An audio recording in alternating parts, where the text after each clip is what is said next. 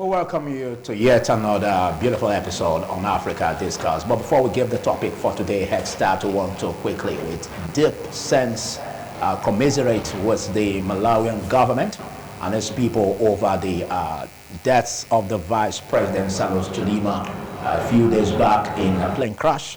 And the President Lazarus Chakwera has announced 21-day national mourning, of which the flags will be flown at half-mast. So we pay our condolences on that tragic incident. My name is Philip Omo-Gyupo. As you know, the program is Africa Discourse, and we x-ray issues in the Africa continent.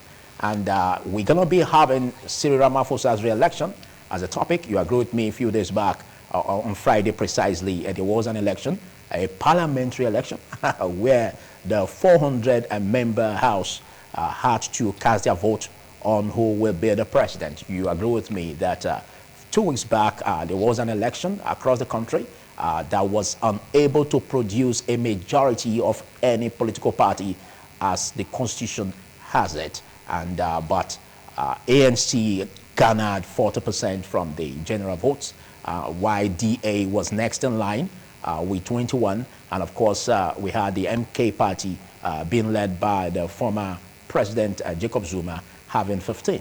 And looking at the re-election that panned out for CYRIL Ramaphosa on Friday, jubilation rented the air for the ANC because this was an opportunity to extend the 3-decade hold in power of the ANC. But this time around, with a coalition. And it is suspected that the coalition is going to bring about unity in government, unity of the country.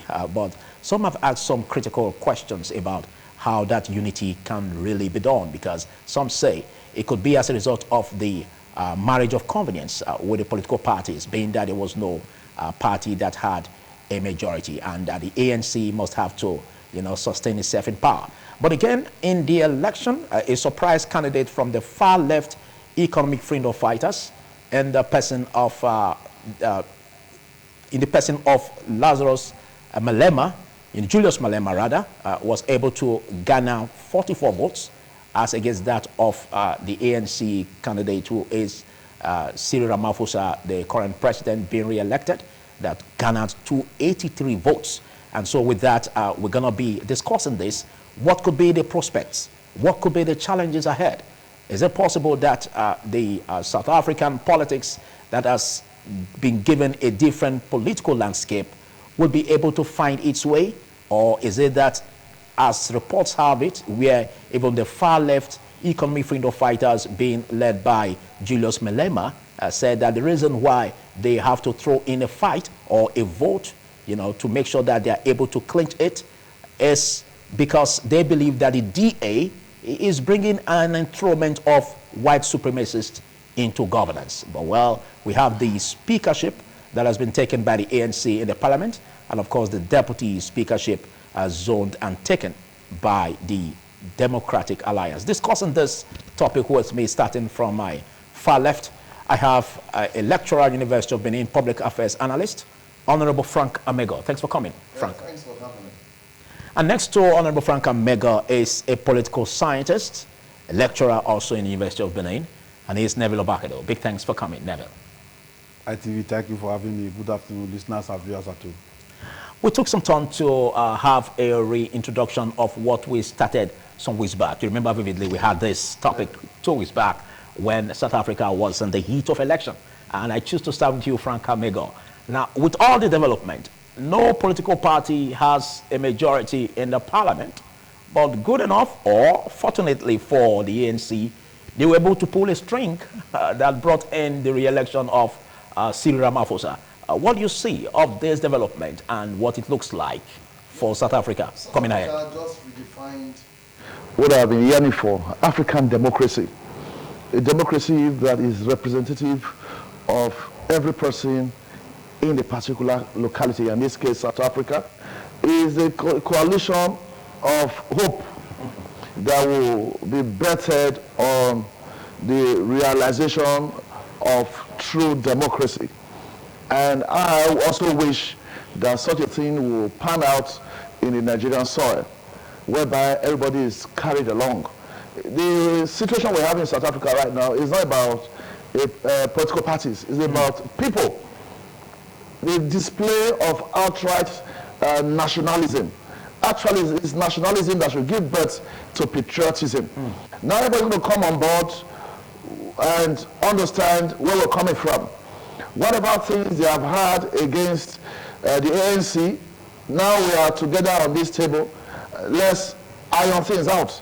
I want to see, maybe by way of a prophecy now, or to see that South Africa will bounce back.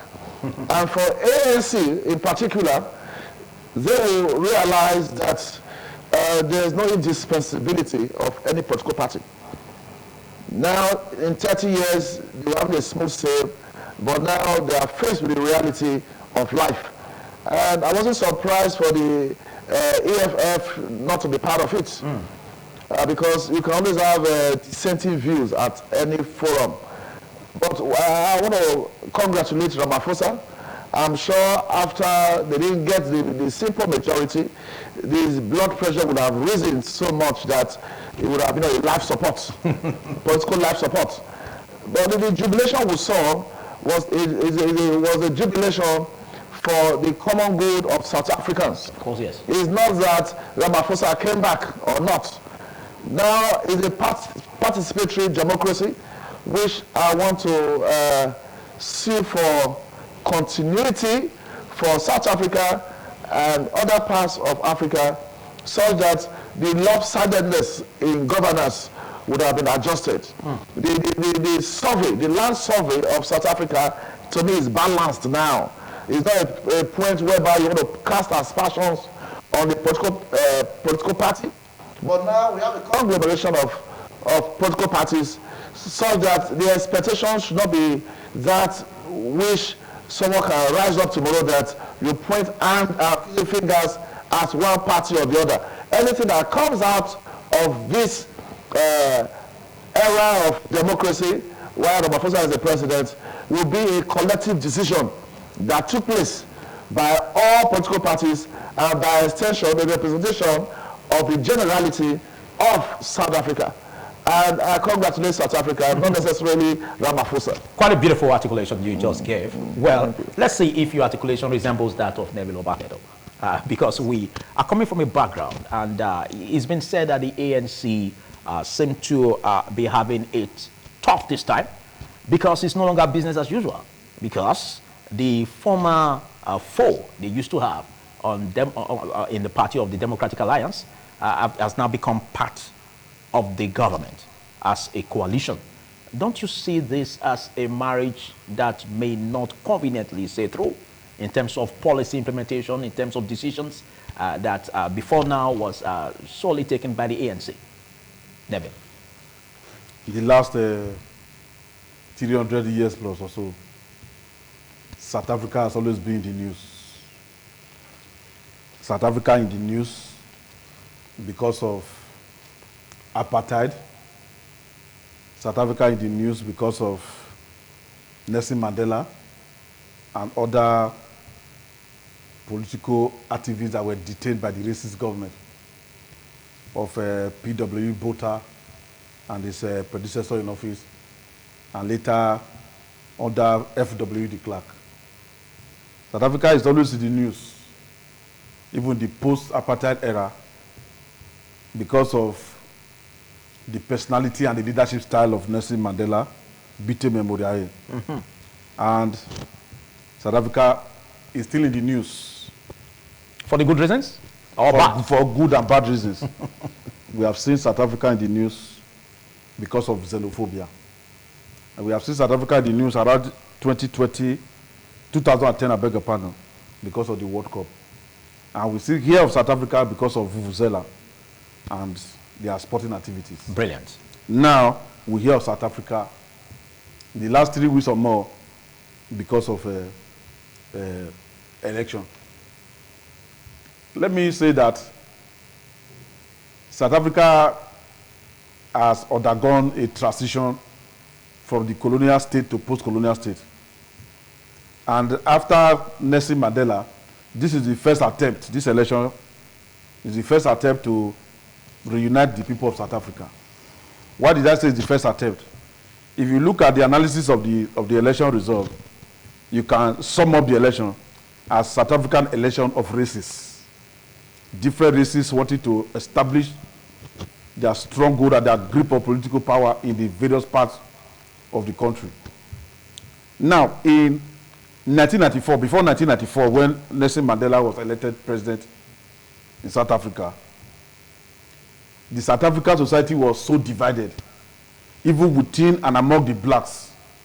For example, the people that came under the umbrella of the Inkatha freedom movement that was led by Mangosuthu Buthelezi, even though they believed that South Africa should be extricated from the shackles of racism and apartheid philosophy, their own perspective of that freedom was not on the same level with that of the African National Congress that was then led by the likes of late Oliver Tambo, and then the likes of Thabo Mbeki, and the rest of them were there. Now, I remember when military president Ibrahim Babangida invited all South African leaders of various races to Abuja to meet with them and ask them to sheathe their sword and be united to ensure that the blacks actually win the election that Mandela won.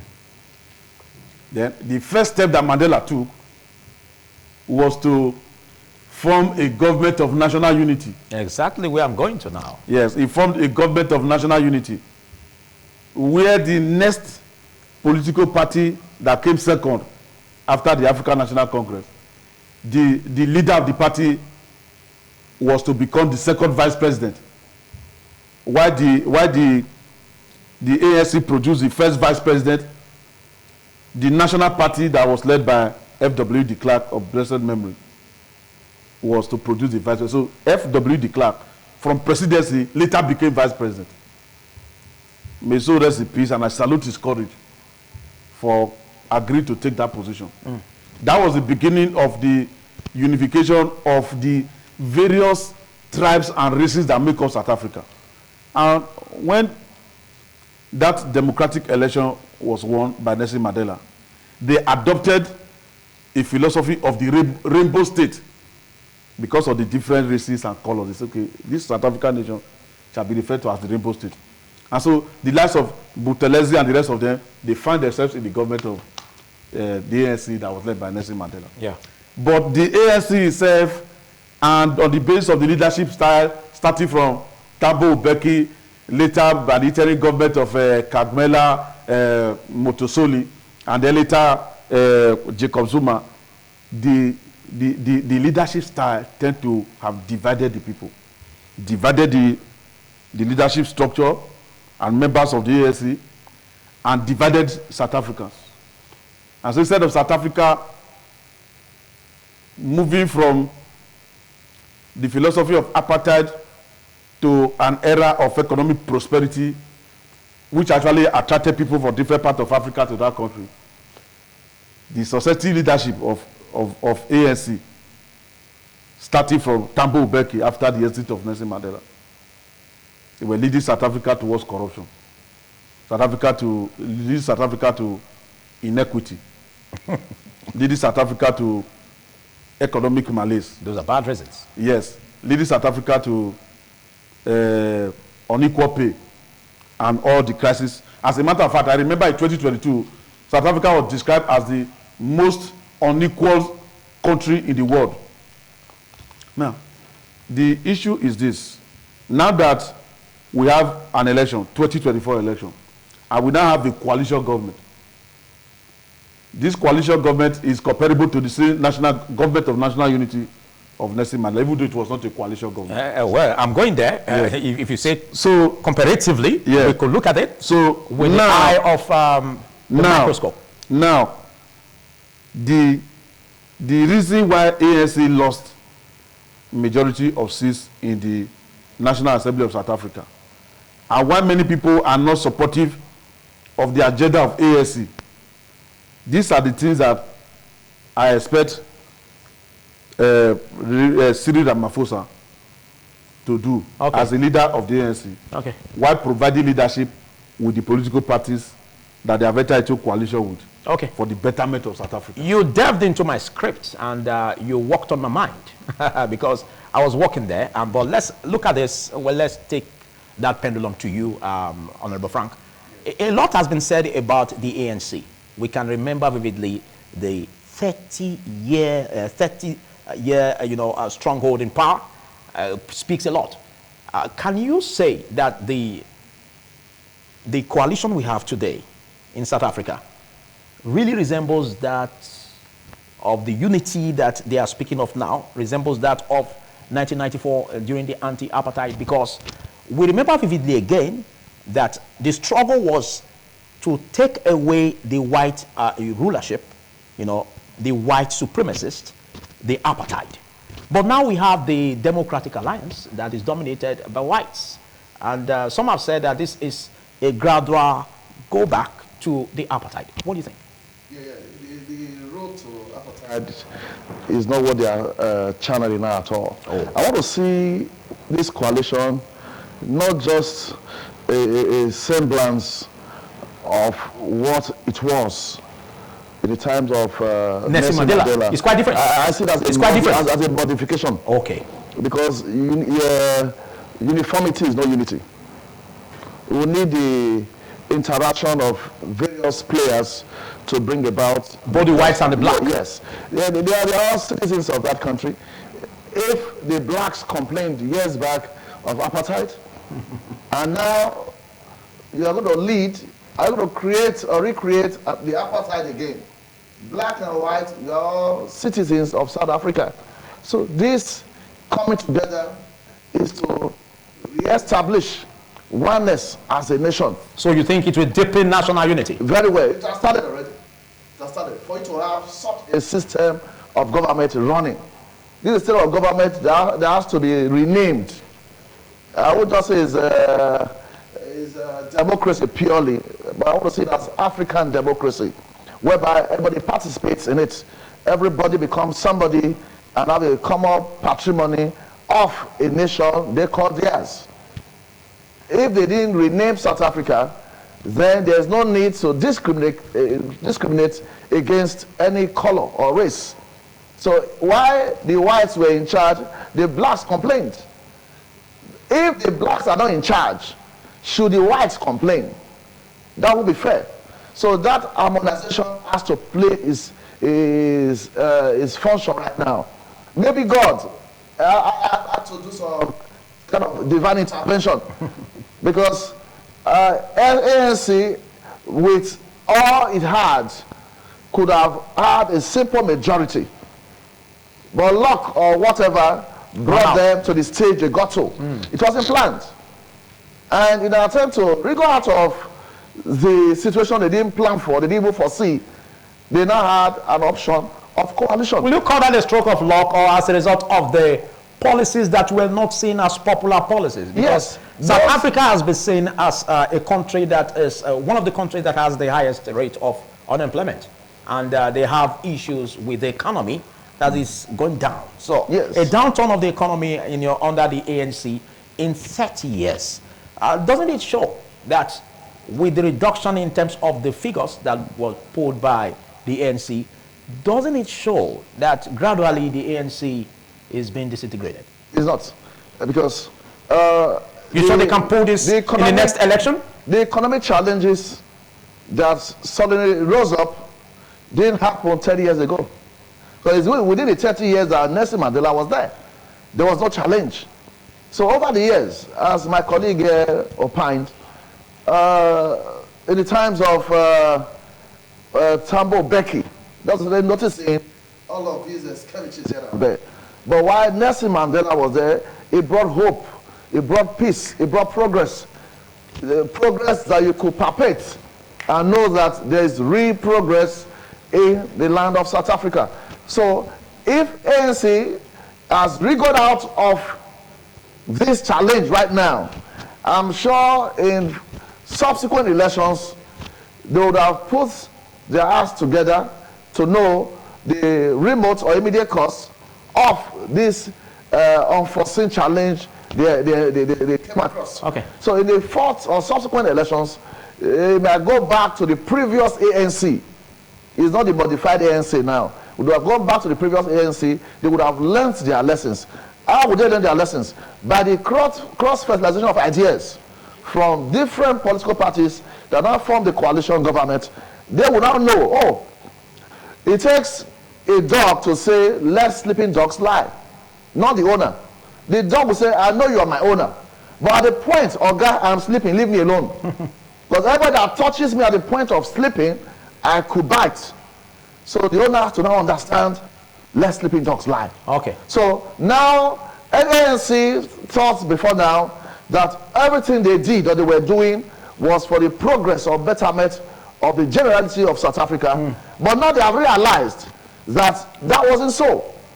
Other groups started rising up and they came across face to face with a vote that could not make them become what they used to be. Now they have a second thought.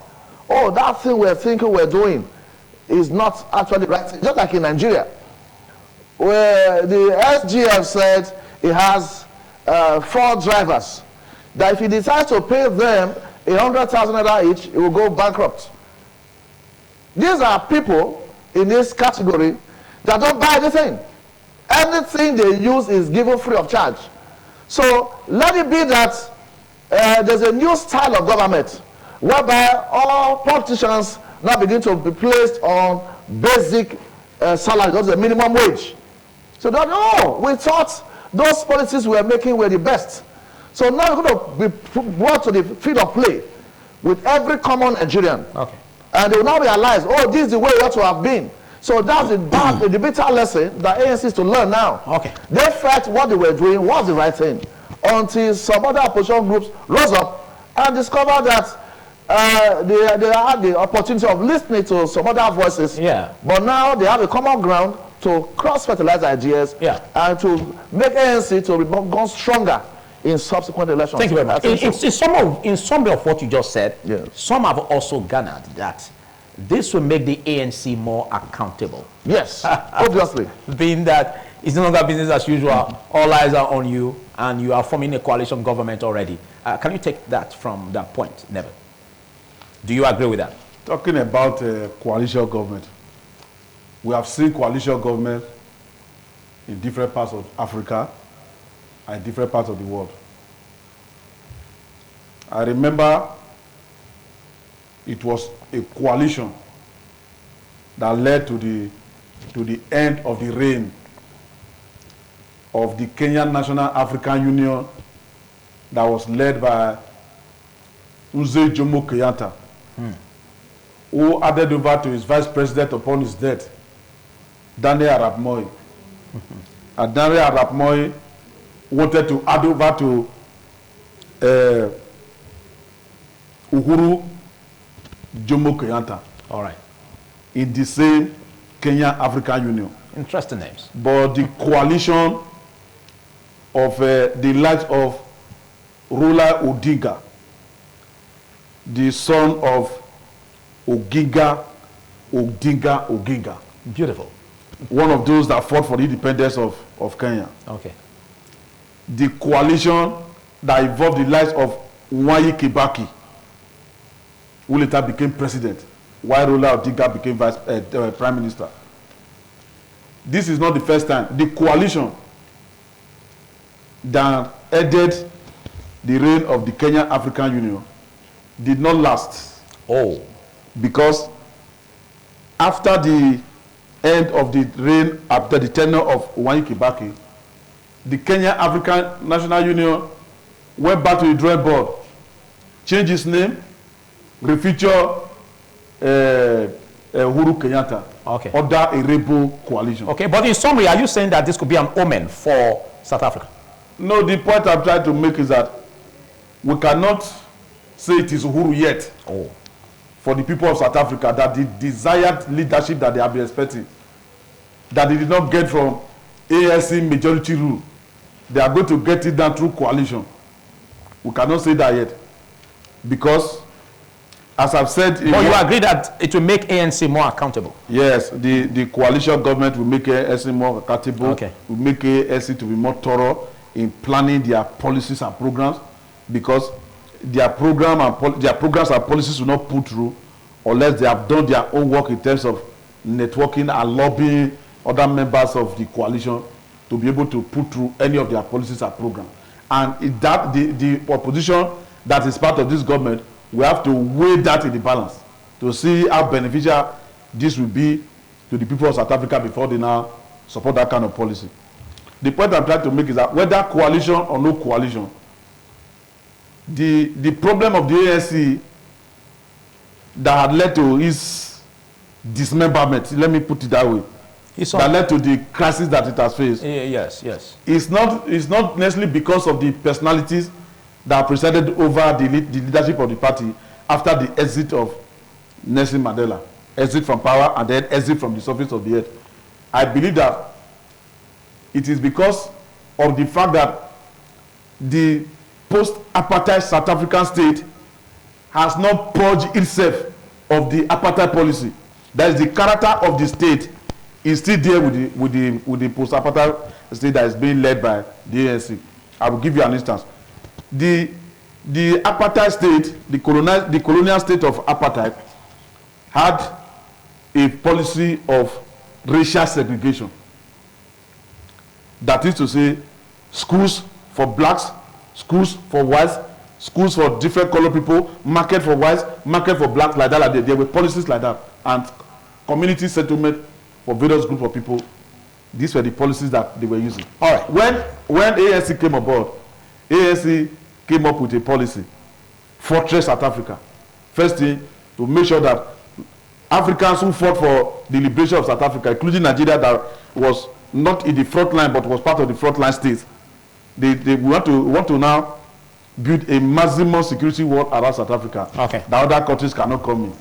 That's number one. Number two, we now want to go and do our own work. People that came from Malawi, people that came from Swaziland, people that came from Namibia, people that came from Angola, who were not originally South Africa, but we accommodated them because they were part of the struggle for liberator. Now that we have established our government. I think we would like to see how this beautiful articulation of yours is going to end. So, but we're going to be rolling you back on air immediately after this break. Don't forget, it's Africa Discourse, and we're looking at CYRIL Ramaphosa's re-election, the prospects and the challenges. I want to use this opportunity to say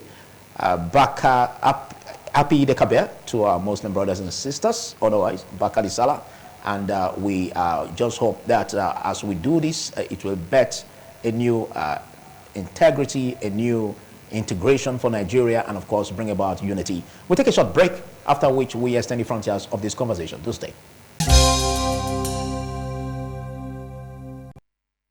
Welcome back to the studio. I still have the public affairs analyst with me, Frank Amego, Honorable Frank Amego. Big thanks for sustaining your presence, and of course big thanks to the political scientist, Neville Obakedo. Let's quickly start off from where you left off, Neville.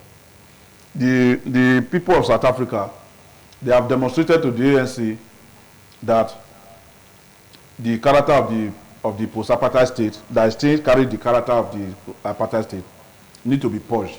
And the way to purge it is by emphasizing and asserting their political authority and their right to determine who should be their leader, and the right to determine the kind of policy that can be used to run the affairs of the country.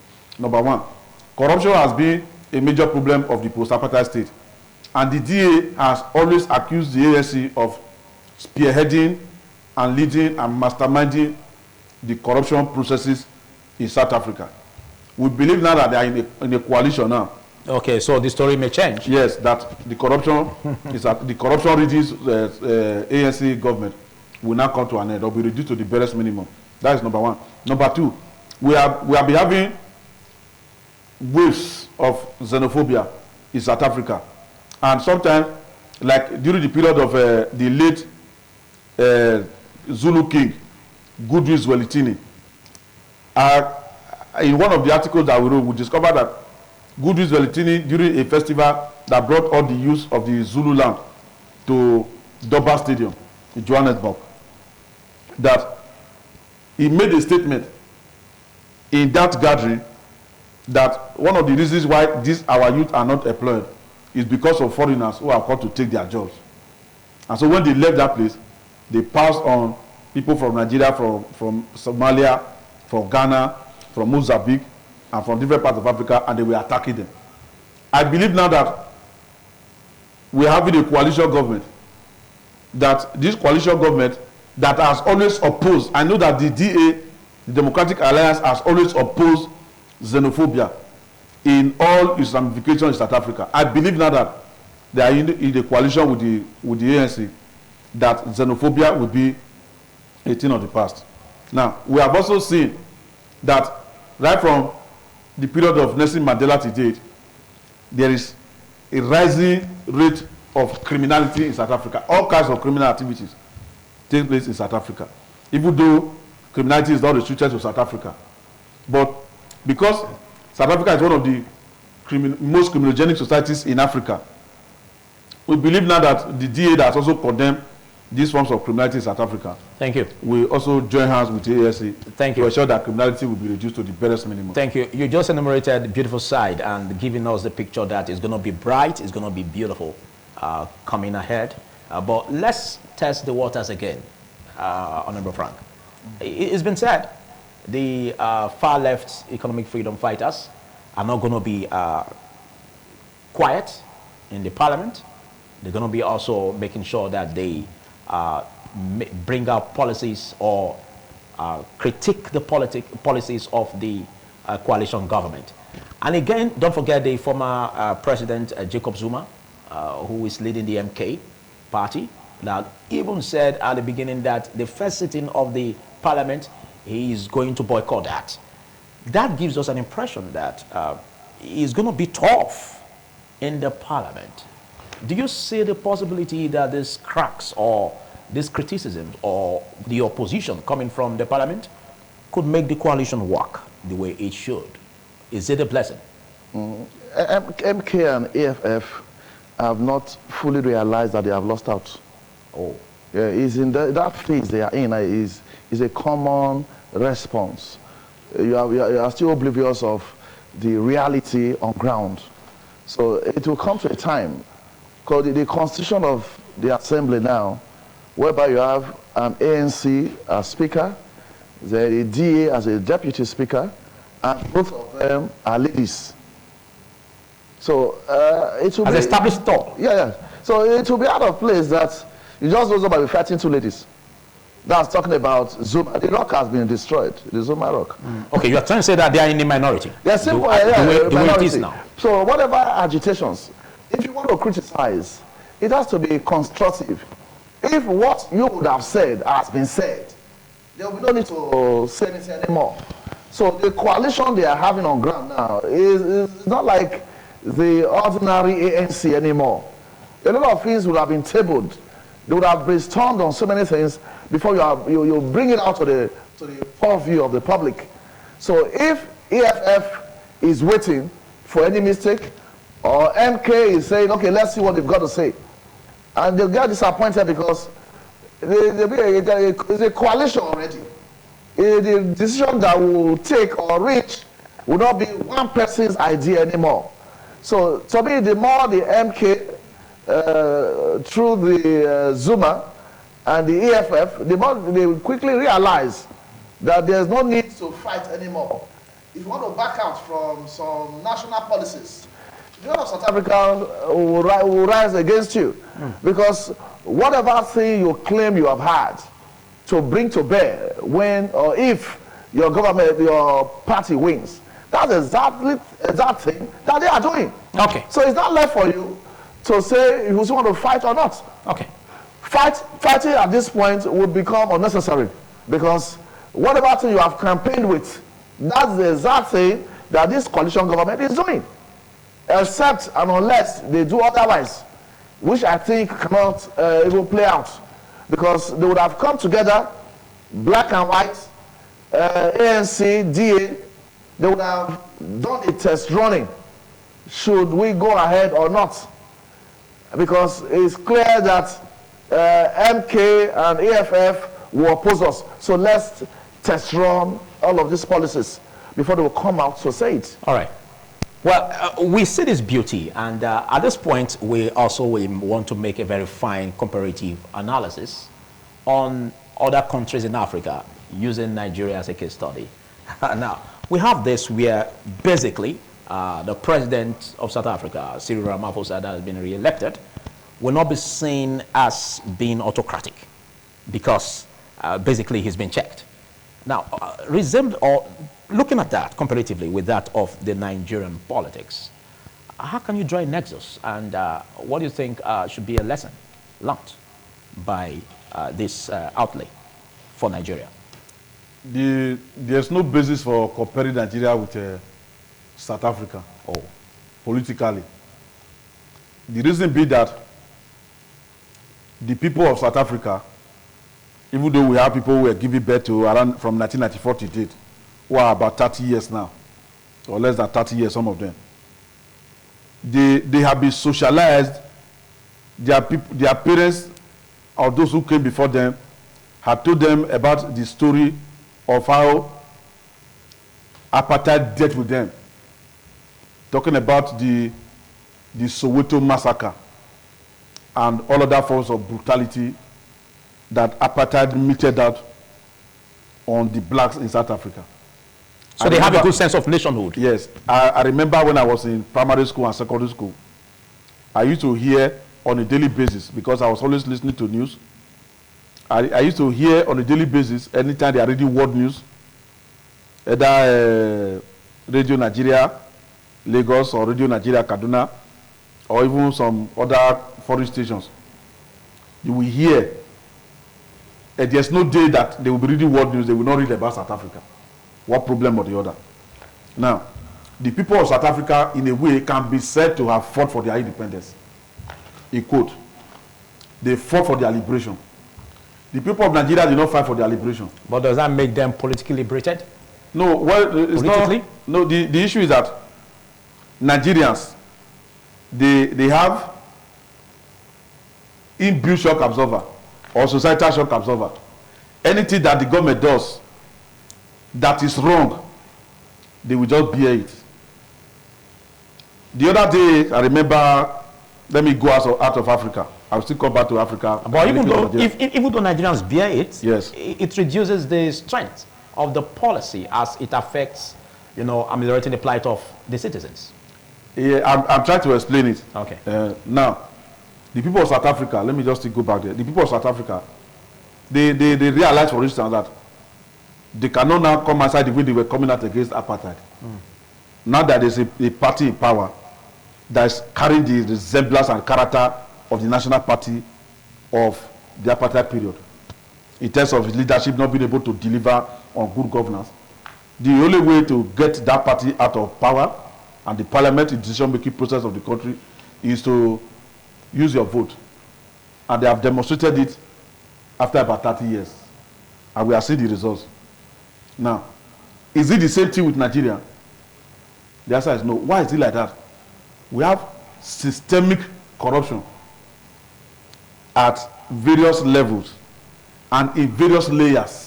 Don't forget that South Africa has also been enmeshed in corruption. Yeah, depending on the type of corruption that we are talking about. And if you look at the policies, if you look at the economy, the blast they've been having is as a result of corruption. Yes. Don't forget what kicked off the former President Jacob Zuma. Yes. On allegations of corruption. Before Jacob Zuma, there was a president, Thabo Mbeki. What kicked him out of office? His leadership style and corruption. Okay. Then so that doesn't make South Africa peculiar. I want you to understand the point I'm trying to make. Okay. If Nigeria is not like South Africa, if Nigeria is like South Africa, a president was made to resign. As a matter of fact, Thabo Mbeki was made to resign by the leadership of ANC as president. Can it happen in Nigeria that a political party, for instance, APC, can APC make their president a city president? Let's say city president Muhammadu Buhari, could they have made him to resign from office? Now that we have a city president from APC, could APC leadership, under the leadership of former Kano State governor, what is that his name? Okay, but it shows that powers are more inherent in that of the president of Nigeria than that of South Africa. The issue it's not issue of power is inherent. The issue is the political socialization processes. Produces checks. Yes, and the need and the desire of the people to assert their place in the political process. That is the missing link. So you are saying this is lacking in Nigeria? Yes, it's lacking in Nigeria. If it's not lacking in Nigeria, I see no reason. What makes it lacking? What makes it lacking? Because that will bring us to the system of government. What makes it lacking is, for instance, or do I come back to you why I allow him to take that part? If you want me to take the part, if you want me to I'll come back to you. Let him take the part. Do you agree that there is something lacking in terms of the performance politically in Nigeria as that of South Africa? Yeah, there's a wide difference. Gulf. Yeah, very wide. Because as he tried mentioning, he's a political scientist. He's trying to work out the science. And I'm a realist in this dimension. There won't be any science to go through it. So Nigerians are docile. They know what is wrong. I don't understand what you mean by docile. They know Nigerians are pragmatic. They are not. They are not. That makes you inclusive. Yeah. Because we are Nigeria. Yeah, we are not on a large scale. Because you see what's going wrong and you behave as if nothing is wrong. And we're going to come up with slogans, no shaking. This one. That's the kind of... but do you remember the 30 years experience of South Africa? That South Africa had before a drop in popularity of the ANC? Yes. Don't you think we are still in that evolving stage in Nigeria? Nigeria is not going to evolve to that extent. Nigeria is having a different direction. Also. You sound like a prophet of doom. It's a reality, I'm telling you now. Nigeria is a place where just come up with a thing and it goes. That's where Nigeria is. Nobody's thinking anymore. The level of impoverishment has deadened the thinking capacity or ability of a common Nigerian. What happens to a Nigerian, maybe there's a bad policy, a common Nigerian will look for a way out. How do we do it? Okay, the gas, cooking gas is also priced per kg. So, okay, please, those pieces of wood behind your house, please, can I use them? He has abandoned use of gas for cooking. He thinks of another thing entirely. So South Africans will say, as is common here, we die here. That's the mindset of a South African. If you don't give me this, then I will die in his stead. That sounds like desperation. Yes, Nigerians are not desperate. That is why... desperation could be seen as negative. Yeah, it depends on what you want to achieve. Sometimes when one is desperate, wisdom or diplomacy is not applied. It depends on what you want to achieve. So that could make us different. Yeah, in a way. Maybe we apply diplomacy. In a way. And that's going to pay off someday. Why a sitting president in Nigeria cannot resign, or his own political party cannot force him to resign, is a high level of corruption that is entrenched, deep-rooted. Because the person that will mute that idea, should we make him resign? In a short while, they will send the EFCC after him. And because he is also corrupt, they will magnify what he has done and make us Nigerians again to believe that this person casting aspersion on the president has been an ex-convict. And we have records. Okay. So by that, to mute the idea of the president resigning or the party forcing him, the party cannot. Okay. Because you don't talk while eating. Everybody has eaten. You don't talk anymore. Let's come back to the political pot by the scientist. So Okay. what do you think is lacking? How do you evolve it? You see, when you talk, because this program is Africa Discourse. Yeah. We cannot limit our discussion to South Africa or to Nigeria. No. But we can draw inferences from other countries and link it to South Africa. As a way of digression. Yes, and to Nigeria. Anytime I see the sufferings of the Nigerian people, even though suffering in quote or hard times in quote or economic difficulties in quote is not restricted to Nigeria and to Africa, but we have self-inflicted economic crisis and hardship. That's the word. That nobody is ready to stick out his neck or her neck to bring government to justice. I'll give you an instance.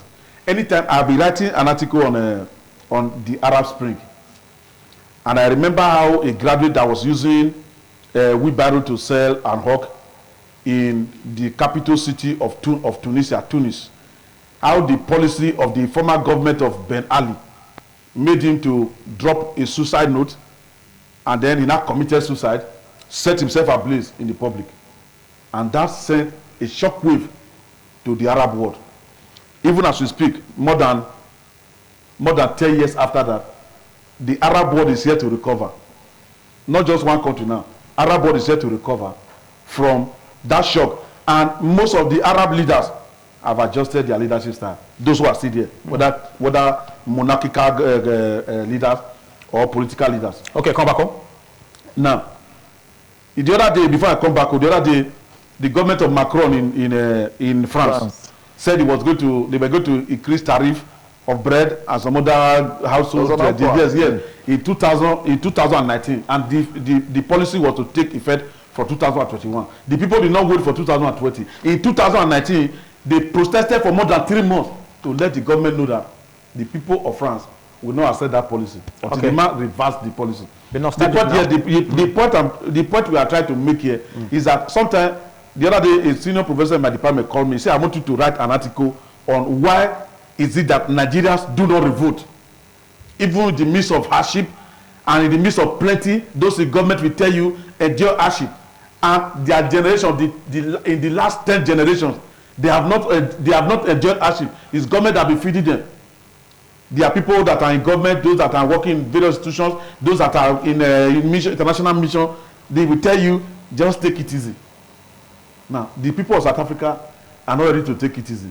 They have decided to take their own destiny in their own hands by passing a message to not just ANC, to any other political party that will preside over the affairs of the country, that this country is not going to be business as usual. You must provide the leadership that will bring good governance to the people. You must involve the people in the policy making processes so that the people will know your strength and weaknesses. You cannot just sit down in Pretoria or in Johannesburg and just reel out policies that will make people to be living in abject poverty, making crime to be soaring, and so on and so forth. And I believe that with this coalition government, something positive is going to be done. And that brings me back to Nigeria again.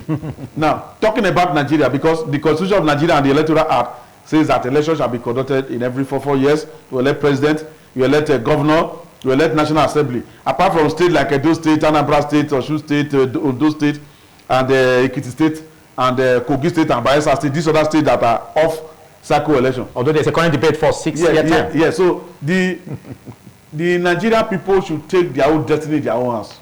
Number one, the law that have to do with state SIEC, that is, each state have their own electoral commission. Nigeria should allow the Independent National Electoral Commission to conduct election in all the local governments in Nigeria. Because if you allow the state to conduct election for local government in that state, the government in power will win all the chairmanship position. They will win all the councilorship position. Thank you. You've digressed enough. You've digressed enough. Will never be given opportunity under if the government is going to be there for 8 years. For 8 years, the people at the grassroots level will be cut off from leadership. It is what the government at the government house of each of the states say should happen to local government. That's what will happen. And this is the reason why Nigeria. At the other day, I saw Mr. President when he was saying that he was talking to APC leaders. I think we're going to have this. We're going to have this in another topic. People should hold their governors responsible. I saw the president saying it. Thank you. So we should hold our leaders responsible, just like the South Africans are holding ANC responsible now. And the ANC is now catching cold and is now entering into coalition with a far distant. What are your expectations? What are your expectations for African countries going by what is unfolding now in South Africa?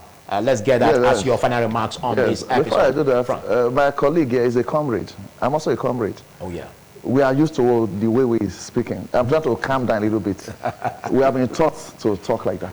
So, it's a major lesson for all African countries and their various leaders that power does not reside in any political party. Exactly. It has happened in Nigeria. It was a PDP era and now became APC. But there seem not to be ideologies anyways. If you bring that in, we see ideologies in South African political parties that are really not evident in the Nigerian political parties. There's an ideology in Nigeria. Corruption. It's a common ideology. I remember when you it comes said to corruption, everybody speaks the same language. Two things can easily unite Nigerians: corruption. So are you saying that that could also be responsible for the cross-carpeting? Yes, there's no cross-carpeting. There's no cross-carpeting. Like having I know. old wine into a new bottle. Yes, there's no movement actually. Oh, really? There's no movement. They are all the same. Like FCT minister, did he cross-carpet? We just got, okay, let me not go into, there's another PDP chieftain here. Okay, what you mean is he didn't cross-carpet physically? Yes. He didn't cross-carpet structurally? They're not there. I was just saying, two things can unite Nigerians. Yes. Corruption, number one. Then number two, football. Just sports generally. Sports. Nigerians will agree. But after that episode, that's the end. So if we're going to steal money, 3 of us now, there's no need to have a referendum. How much? Let me first see him. Okay, 30, 30, 40. Why did you say 3 of us? Just say the 2 of you. No, minus me. Minus me. You have to separate me from that kind of... So we're Nigerian. The thing affects all of us. Okay. Because we cannot blame everything on the president. At various spheres of life, in homes, offices, in your neighborhood, we have opportunities to lead. Have we done better? I was challenging a young man the other day that everything in Nigeria is jaga jaga. I said, I know. What about your home? Are all the bulbs in your apartment working? Is it caused by BGC? Are you able to manage the bad bulb on your staircase? You can tiptoe.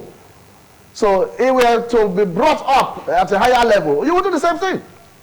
So it's a lesson for all African leaders that power is transient.